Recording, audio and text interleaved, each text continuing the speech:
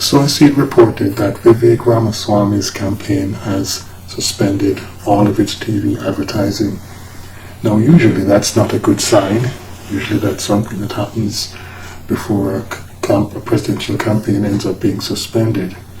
But his campaign, however, has said that what they're doing is they're opting for more nimble and hyper-targeted methods like addressable advertising, mail, text, live calls, and knocking on doors. And they're reminding us that this is not a traditional campaign, and so they're going about things a bit differently. Well, they're right in that it isn't a traditional campaign.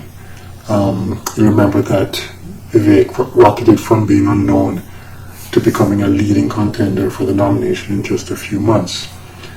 And if you've ever watched him in interviews or debates, it's easy to see why. He's very intelligent, extremely sharp, always able to come back with a quick response to questions and challenges.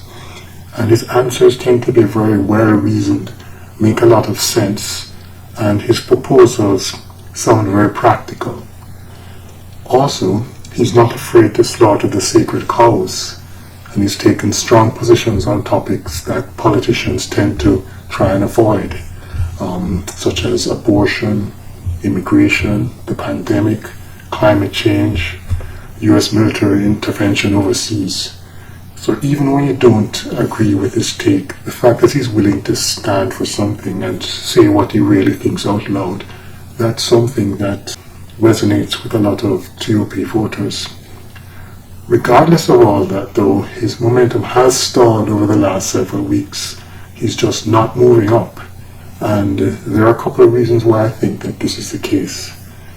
First of all, I think Republican voters probably have a hard time trusting him. He's a recent quote-unquote convert to conservatism.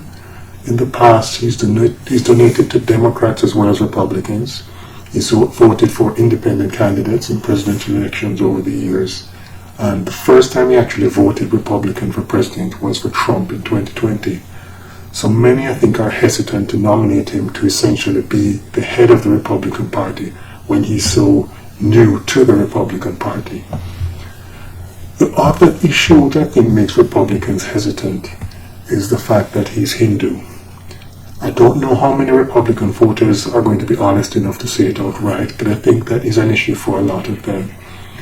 The United States of America was founded on principles that have their roots in Christianity and Judaism. And I think there's a lot of validity in the argument that the decline America's experiencing is a result of straying from those principles. So the idea of electing a president whose faith is built on an entirely different set of principles is going to be a very hard sell, especially to those conservatives for whom their faith and walk with God is central to their lives.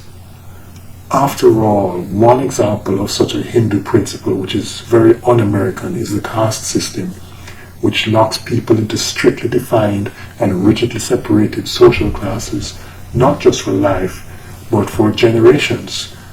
Your father was in this caste, his father was in this caste, the great-grandfather, going on and on and on, and you're locked in. Now that kind of structure is completely antithetical to the American principles of all men being created equal, which is an absolutely foundational principle for the nation. Now, I'm sure that if asked, Vivek would agree that he holds to all men being created equal and equal opportunity for all. But if that is the case, then why does he still consider himself a Hindu? Anyway, those are my thoughts. I could be completely off base here. But whatever the reason it is, it seems that despite his many positives, Vivek might be at his ceiling of support. And unless something dramatic happens to throw the field into chaos, it seems he has no chance of really becoming the nominee. But what do you think? Let me know where I'm going wrong in the comments and tell me the real reason that Vivek is losing his momentum, and I'll see you in the next video.